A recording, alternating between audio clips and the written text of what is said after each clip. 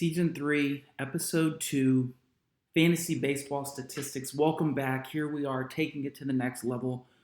Gentlemen, ladies and gentlemen, I am pumped up. I had to get back in here. Today, we're taking a little stroll down plate discipline lane. That's where we're going.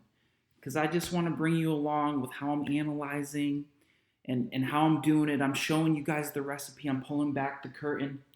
We were at 60,000 feet last time on the tools, but now we're going to drive the tools a little bit. We're going to swoop down, get about to 10,000 feet, drop down to 1,000, Black Hawk down, roll the rope out, paratroop down, pop in on some players.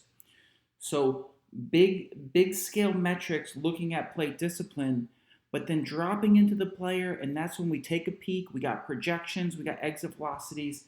I want to talk a little bit about fan graphs. Get your fan graphs open today.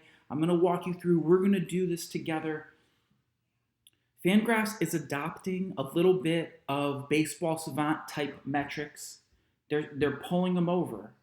So if you get onto your Fangraphs, it shows up. You come across the top leaders, drop down, batting 2020.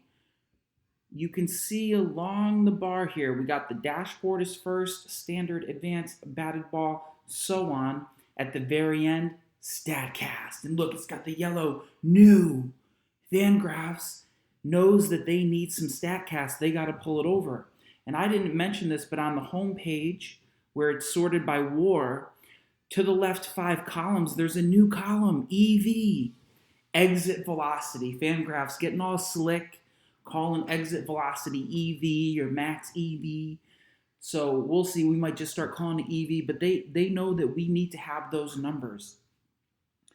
And to double back on something, because I didn't finish the Fernando Tatis Jr., Ronald Acuna Jr. debate. And I just feel like we have to really put the final icing on this. And just talking about young upside and talking about salary cap drafts. It's hard for me right now to really put Ronald Acuna Jr. and Fernando Tatis Jr. over Mike Trout, but that's how I feel. That's how I feel about him. And as much as I want to lean towards saying that Ronald Acuna Jr. is better than Fernando Tatis Jr. because of batting eye, just my gut instinct tells me that I prefer Fernando Tatis Jr. And for those of you out there that feel the same way and you're looking for where or why to do that besides barrels, this would be the difference. Just clicking into their player page. Ronald Acuna is 23 years old, but he's only 6 feet tall, 180. And I like my players big. I just like the size to be big. Fernando Tatis Jr. is 6'3", 180. They're both 65 future value players, but Fernando Tatis is 22 years old compared to Ronald at 23. So 23, 21, 22, 20, these guys don't have their man muscles. Man muscles will come at 26, 27, 28 as these guys start to fill out. That's why dominance at this age is so special. But have you ever raced a fast person that's also tall? I mean, I'm fairly fast, but if I go to race a fairly fast person that's tall, the strides are just longer. I don't know the size of Fernando Tatis Jr.'s hands, but I imagine they might be bigger than Ronald's hands.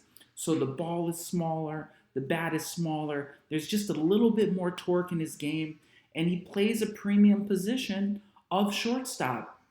So if you need reasons to take Fernando Tatis Jr. over Ronald Acuna, there's a little bit of them, and it's just some height discrimination. And we are going to stumble into these two players as we get a little deeper down a stroll down plate discipline lane. So now we've got our fan graphs open, and we slide across the dashboard, standard, advanced, batted ball, win probability, pitch type, pitch value. And there it is, plate discipline, right there in front of us. Let's click on that list, and we're going to live here a little bit right now. It sorts the first 30 players. And this is stuff, it becomes second nature, but I want to welcome in some of the new viewers, some of the new people tuning in, and really break down some of these things and not take it for granted. And every year you can get more comfortable. I want to speed up your learning curve. That is my goal. So there was a couple years when I just thought Plate discipline meant everything, but that's not true. Plate discipline is just part of the equation, and to unhide the ball for you, plate discipline is very important, but exit velocity and hard hit matters too. And that's why you got to drill in. That's why you got to pop into some players. So we got it opened up right here. Fangraphs has it in reverse order by O swing, outside the zone swing. Swings at pitches outside of the zone. Doesn't have to do with contact. If you're listening to fantasy baseball analysts and they just want to talk about walk rate and K rate, that's fine. I mean, that's okay. That's up here. That's generally true. But plate discipline is the predictors about how that walk rate is generated, how that K rate is generated, and we're going into the a little bit more granular level that we can get to. So, O swing. The less you swing outside of the zone, the less you're swinging at, let's say, trash. You don't want to swing at trash. If you're not swinging at trash, you're pulling pitchers back into the zone. So this is your first indication of batting eye. And it's very interesting. The number 2 name is Mike Trout. Oh, of course. But the number 1 name is Cavan Biggio? Oh my gosh. So that's unbelievable. That's going to immediately put Cavan Biggio on our map. But we've got to scan across. There's a tension on O swing.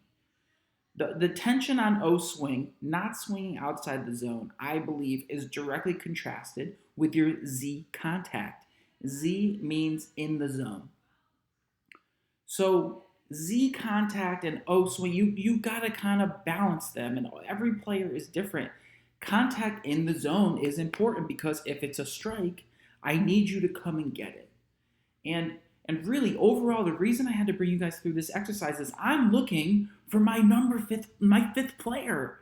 And I don't want to guess. I don't want to just, my gut says it's Cody Bellinger. It's safe would be Mookie Betts. But I want to really know. I want to money that 5th player. I want to pick the 5th player that ends up being the number 2 player next season. And I'm having a little difficulty finding him. So as we come across this tension, Cavan Biggio with the 16% O swing, but only an 83% zone contact. Let me give you some feel for these numbers. So we've got 50 guys up here. The elite is 22% or lower, not swinging outside the zone. Christian Yelich, Rendon, Votto, Carlos, these guys sub 20. We can tolerate an O swing up to the 25s, 27. We like that. Once you get to 30, 30s or 35, you're not really laying off. You're swinging. From a Z contact, in the zone contact perspective, 80 is the line. Below 80 makes me a little uncomfortable. 85 is solid. 90 is elite. Mid-up 90s. These are the guys that are back to ball marauders. And so those are the tensions that we're looking for as we come across this.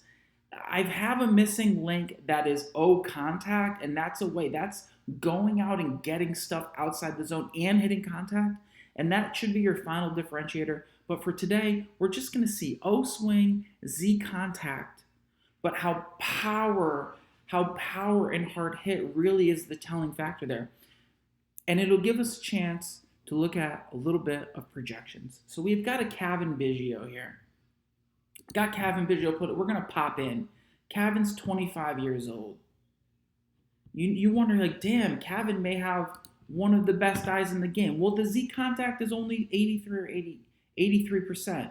So he is letting some things go, but he's not really pure in the zone. What is he projected for next season? They have his average is projected to be a 250. This is a player with a 20 home run, 14 bases, which is serviceable. So what's missing for Cavan? We go down to his batted ball on his individual player page, and his hard hit is only 31%. That's not good. We want a hard hit of 40% at the lowest, 45, 50. Hard hit is going to make that difference. We can take a peek at his exit velocity, only 87. That's not going to do it for us, boys. We're going to need an exit velo of 89, 90, 92 preferable. Guys that really sting the baseball. And just to tell you how Fangraphs is working at this season, on the individual player page, Below the description of the player, there's the StatCast new.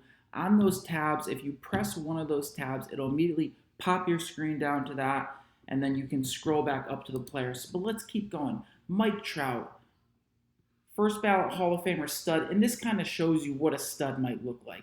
17% O swing, absolutely phenomenal. Zone contact, 87%. Can we get a pop into Mike Trout? Exit velocity last season, 93. Just scroll down, take a look at the hard hit. A career 40s hard hit last season, 55% hard hit. So that's what I'm talking about. That's where you get a guy that's projected to hit 40 more bombs and steal 10 bases. And there's something that jumps out right to me. I'm going down to his annual stats. You can see his seasons from 2011 to 2020. Fangraphs has hidden the minor league statistics. It's right there. If you click on minor leagues, it'll pull those back out, and those are important. Always look at your AA breakouts for young players. But my issue here is Mike Trout only had one base last season. He did not run. He shelved it.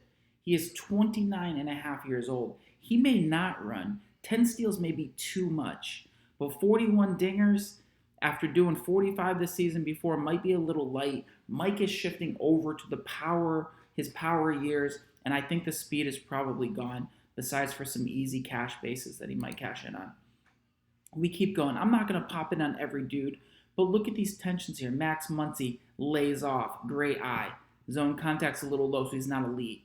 Carlos Santana, yes. Joey Votto, yes. We've always known about it. Here's an Aaron Hicks with a 19, with a 20-0 swing, but his zone contact is only 80. So he never really breaks out and gets it going. Christian Yelich, a 20-0 swing, number 7th overall. But the zone contact dropped down to 81%. And I really wondered what happened to a Christian Yelich last season. And we've got to dig a little bit deeper into this player. The exit velos are great. A 93 in 2019 and 94 in 2020. That's great. The hard hit was great. But something happened. Something happened with Christian Yelich last season. This is a man who for his whole career, Z contacts, 85, 90, 87, 88, 88, 87. And suddenly for the first time, he lays off more than he ever has in his career, but his zone contact dropped down to 82%, just out of the blue. So it's an odd season for Christian. We know that he suffered what was probably a pretty terrible injury. Maybe he just didn't have time to get right. I would expect a pretty exceptional bounce back to at least what he has done his whole career. There's philosophy out there that once a player owns a skill, they don't lose it. And I think Christian Yelich owns contact, so I don't know why he had an off season, but that just gives you a chance to dig in. He's projected for 35 home runs and about 20 bases. That's fine. Let's keep looking down here. We've got a Trent Grisham. So it's interesting here because you'll see some new players. Trent Grisham, kind of new to the scene. Let me do a quick pop in on Trent. Trent is 24 years old. Okay, so he's young. There's a reason we might not know about him necessarily. Stingy, still strikes out a little bit because he doesn't have that pure Z contact. We get down there, his hard hit up to 41%. Okay. They've got him projected for a 24-15 season. It's an interesting player. It's someone who we'll have to double back to. Anthony Rendon, 20. And here it goes. Here's exceptional bat-to-ball skills. Anthony Rendon, 21% O-swing, 93% in the zone, almost 94% in the zone. Super, super elite. If you're looking for a player that's safe, that's money in the bank, that you don't want to make mistakes with, it's Anthony Rendon. If I have some issues, he's 30. He has an injury history that I don't like, but he's walking more than he strikes out. He's projected for 27 home runs. Where might be the flaws for Anthony? The hard hit stumbled back a little bit to a mere 40%. I might check in on his fly ball percentage. I mean, things look good for Anthony. It's just the injury history, but the bat-to-ball skills make him a lock. Juan Soto, again, another elite player who I have as my number one. O swing 21%, Z contact at 89. This is the kind of plate dominance that we're talking about. But then you know, I just want to temper getting too hyped on plate discipline until you drill in a little bit to the type of contact and how hard it is. Brandon Nimmo, 21% O swing, great. Z contact 85%. That should be good. You start to ask yourself, well, then isn't Brandon Nimmo a stud? Can't we expect amazing things from the 27-year-old 6'3" batter? And we have to dig in a little bit that the exit velo was down at 87. That's a little bit soft. And then we go further down and we look at a hard hit and we see where it falls apart. You can go down to batted ball, which gives you important things like fly ball, pull center, oppo. So he's an all fields hitter. But his hard hit, only 21%. His medium hit is 57%. If there's a soft tosser, he's a soft hitter. He's mere bat to ball. And that leaves him with a pretty pedestrian projection of 18 home runs and 9 bases. Plate discipline alone is not going to get us there. It is just a starting point.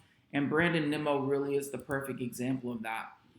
So we got to keep going. Are you seeing where I'm at with this, boys? On how to piece this apart? Let's just scan. So I'm scanning the tension between O swing and Z contact. Chris Taylor, great, he lays off. But sad, he's only 77% in the zone. Mark Canha, Cronworth, these are some new names. Look at Joey Gallo. And I did, and we're getting to it. So Joey Gallo, Ronald Acuna, and Matt Olson, all in here kind of tight. Joey Gallo laying off, O swing only 23%, but Z contact only 72%. And this is why there's the droughts, the dry spells. Ronald Acuna and Matt Olson, almost the same hitter, and I don't feel good saying that Ronald Acuna has Matt Olsonian type plate discipline. 23.5% O swing with 74% zone contact. I mean, that's a little bit scary. So now maybe I have to temper some of my own upside, but this really isn't going to be enough to scare me off because I'll drill in a little bit. Matt Olson, career plate discipline, and just to compare the two tools, Baseball Savant is running so smooth. There's no interference. Fangraphs is constantly popping up the yellow, and there's banners and stuff that we just got to work through. But we get down to Matt Olson's plate discipline, and we see that over his career, Matt Olson's Z contact typically is 78, 77, 78, 74. He's rolling like that all the time. We look at a Ronald Acuna, and I really see it. I see a hitter trying to figure it out. He came into the league, and his Z contact was 81, 80.8. 2019, 78%. Suddenly, he drops down to this 73%. So what I'm seeing from Ronald, and if you want to balance it, you want to go, but JL, you just told me we need zone contact to make it work. But there's something that makes up for the lack of zone contact, and it's hard hit.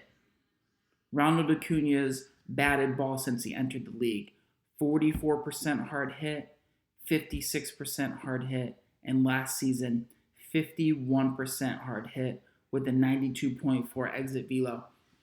Ronald looks like he is swinging out of his shoes. He's swinging out of his pants and his suspenders. I mean, he is just going for broke. And you see some outrageous projections from depth charts and Steamer of a man who's going to go 41, 110, 100, and about 27 bases, which could be light. Ronald and Tatis are the real true 40-40 threats going into the season for counting stats. And so he can make up for a little bit of that plate discipline by just smashing the cover off the ball. If the plate discipline, the eye got tuned up, if the Z contact got better and a little bit of control, maybe a little choke up, we don't know what the next step in the progression is here, but we had to mention it. Kyle Seager, Simeon. We just keep going down here. We look at a Mookie Betts, someone who I said last season. I think Mookie Betts, the run god, is the best hitter in baseball. We've got a 25% O swing with the 95.6 Z contact. Just unbelievable zone contact. I've been consulting a little bit with one of my boys, so I'm hoping to maybe get on the show at some point. And he mentions to me that Mookie, it's just one thing to look at. It's interesting, and it may be why Mookie has a little bit of up and down to him. I pop into Mookie's plate page. I check his splits. Mookie can't hit lefties. For someone who's that amazing, hitting 323 against righties, he hit 200 versus lefties. So lefties continue to give Mookie fits. He's 5'9", and I'm drafting size to some degree. I'm always fading Mooks and Bregman a little bit for being small, and I'm giving guys like Tatis Jr. the benefit of the doubt at times.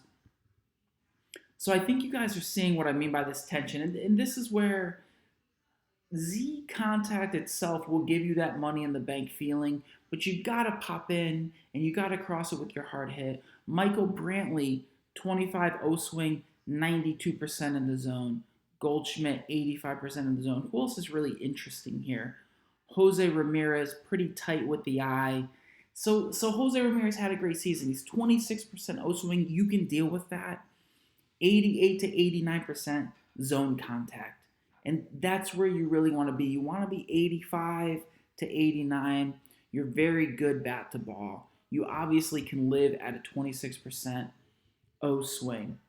J.D. Davis is interesting here as he pops up. Brandon Lowe. And so here you see our Brandon Lowe. He's trying. He's 27% O contact, 27% O swing, 76% Z contact. Let me just pop into a Brandon Lowe. Take a little pop in, see where the projections are, just see what his zone contact has been in the past. They got him projected for 26 bombs. That's safe, that's conservative. 6 bases, plate discipline. He's been in the league for a couple seasons. And his zone contact, it stays middling at 77%. That he may never get more contact because of how hard he's swinging, but it's good to see his eye tailoring back, which means he'll be swinging at better pitches.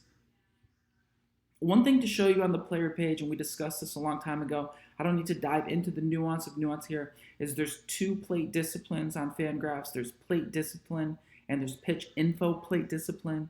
I believe the pitch info ties more tightly to the pitch FX metrics that will look more like your baseball savant. So there's actually 2 laser systems going on, and you just want to know to be consistent when you jump between one or the other. But generally, they will play out the same tensions. They're off by about 3 to 4% at different times. One is a little bit more stringent than the other. It's not something to obsess over. So we're checking on Brandon Lowe, and we like a 43% hard hit. We don't have to leave our Fangraphs. We like an 89 to 90 exit velocity, so he's someone we're going to be definitely a little bit high on this season. 26 years old, 5'10", little small, but he's coming into that right age.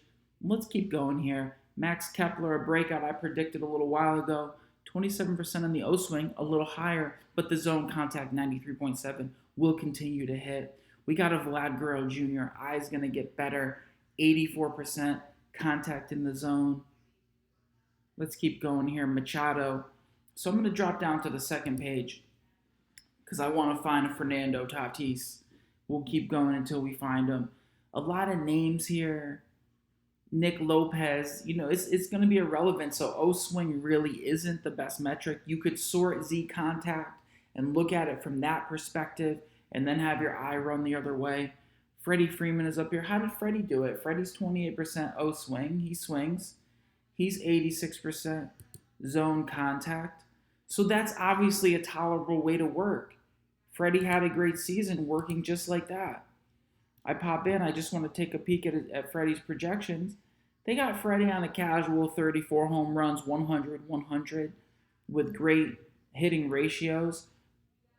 Freddie, for the first time last season, walked more than he struck out, really forcing guys to come in the zone. But he had an almost career-high BABIP of 366 for his 341 average. Exit velocity was 92. Guys were hitting hard last season. Exit velos were up. I haven't quite made sense of it. Hard hit for Freddie, a career best 54%. Maybe he would have gotten it figured out. Maybe pitchers were riding a lot of fastballs. Maybe pitchers were just challenging because they didn't have the same kind of preseason warm up. It just there's little subtle anomalies in the stats that are a little bit hard to account for. I really like, we got a DJ LeMahieu, the bat to ball master. O swing a little high, 29%. Will chase, but a Z contact of 94%. Elite, going to continue to hit all the time. Yoan Moncada, who we stay high on.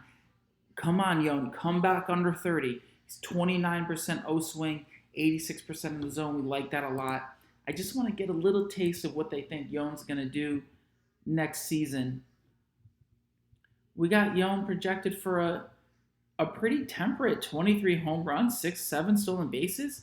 The exit velocity tanked to a career low 88% on the EV. Not great. And the hard hit all but disappeared for Yoan.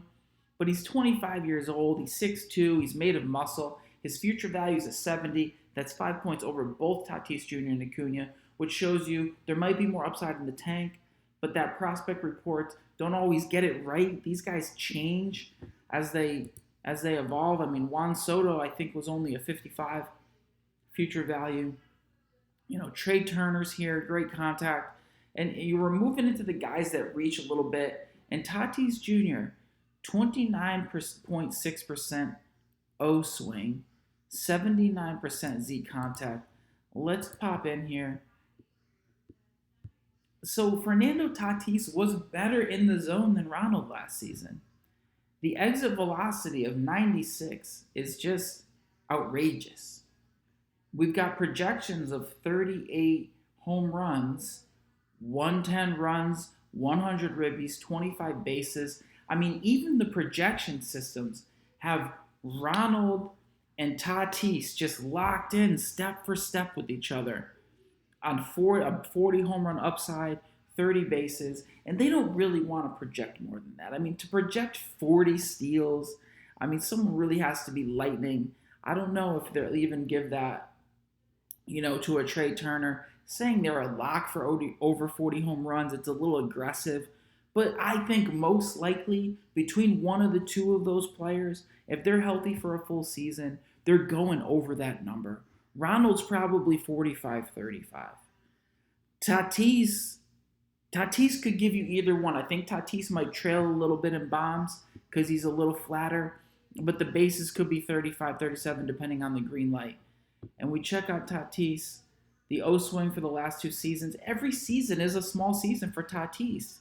He had a back injury. This is a guy who only has 629 plate appearances. We've barely seen him play. But we're going to stick with him there. I didn't see a lot of other things pop out.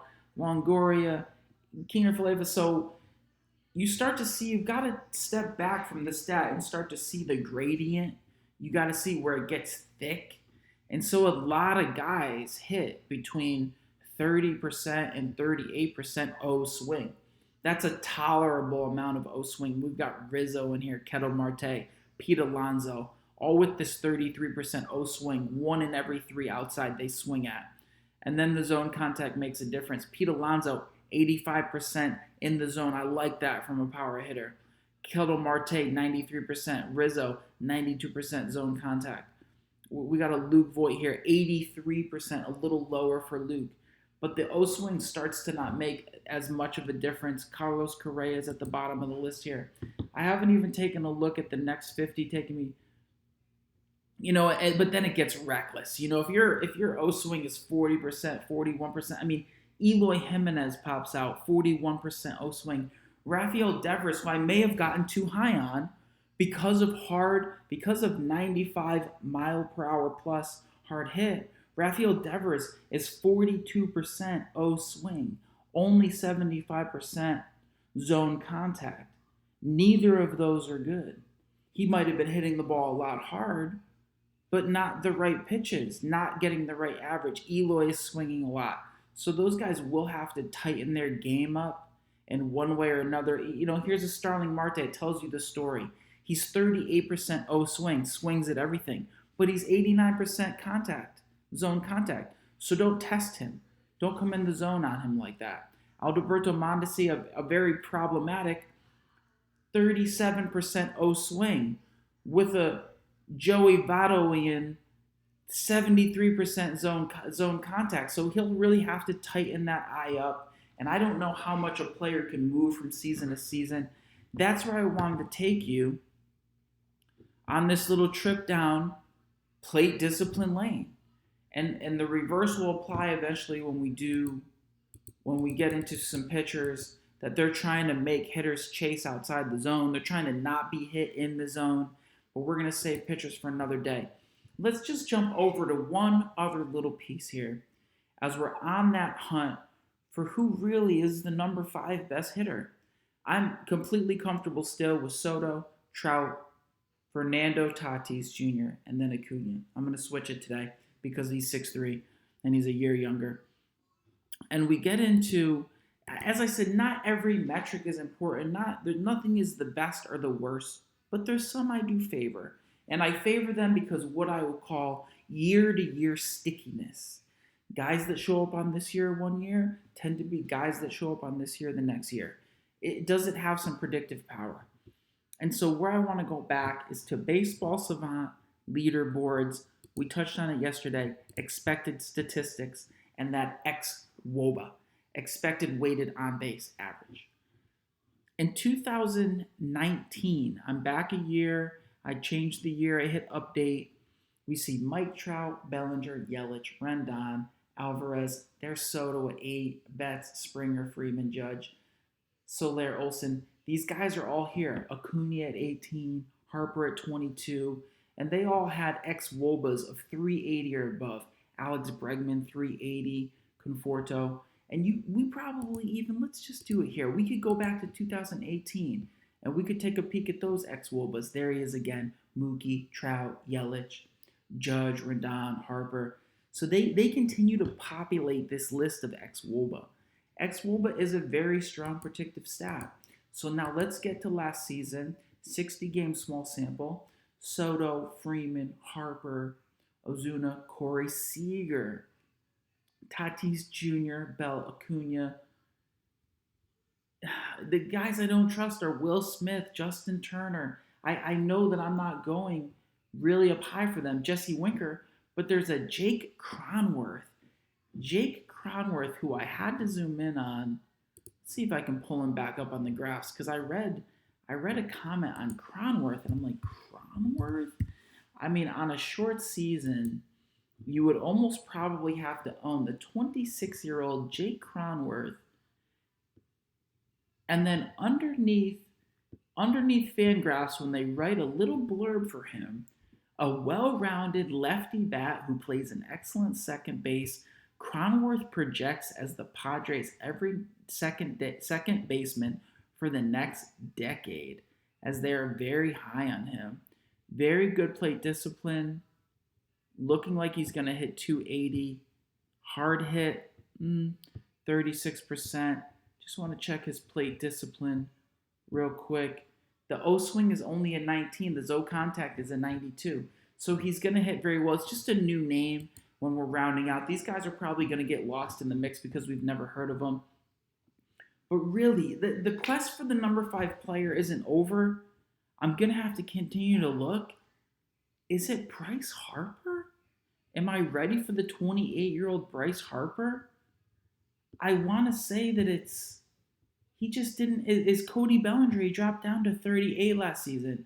So I don't know if I can put Cody Bellinger there. Is it Trey Turner? We're going to have to keep looking. We're going to have to trust our gut, I think, making these jumps next season. We're going to have to get back to what we believe are these players' true value and kind of set aside a little bit what the small sample did that didn't let everybody get warmed up. I hope that was I just had to get right back in the lab, show you gentlemen where my head was at. Let's just check one other thing. Let's go to slugging, expected slugging. And what Baseball Savant wants to do as they want it because of outcomes. I don't know what they're putting in the stew, but the expected is their own little special stat. And they've got Juan Soto, Freddie, and there's Bryce Harper at number 3. There he is. Trout, Tatis, Acuna. We might have just done it here. We might have done it together. My number 5 overall player, let it just be Bryce Harper. You know, it's been my favorite player for so long. He sorted some things out. Hold on, Bryce. Bryce, let's do this. Let's do it together here. We're going to dig into Bryce, and we're going to talk about where Bryce went wrong and where Bryce might have cleaned it back up. Bryce's plate discipline. Bryce enters the league in 2012. His O swing has always fluctuated between 28% and 32%. But here's where it goes off the rails for Bryce. Zone contacts, 84, 84, 81. 84, 86, 84. That's the Bryce we know and love. But something happens to Bryce. I don't know if it's mental. I don't know if it's in the book. He drops down to a zone contact of 77%. And then of 78% of zone contact. Bryce, that is too low. But suddenly, last season, O swing at 28%, and a Z contact creeps back up to 82%. The Bryce of old. Maybe he figured something out. I heard that he got a little too pull happy. He started getting shifted. The hard contact did go down a little bit, but he's lived at 40 before. The medium contact is there. What do they have Brycer projected at here? 37 home runs, 100, 100 with 14 steals. Bryce does have 40 home run power, and he is 28 years old, in his prime. No regression yet. A professional hitter in Bryce Harper, because you gotta like your team. You gotta be willing to ride it out. And I have confidence that Bryce Harper is not going to let us down. Big shout out to all the subscribers. Let's keep it going. Let's see where we're going to take this next.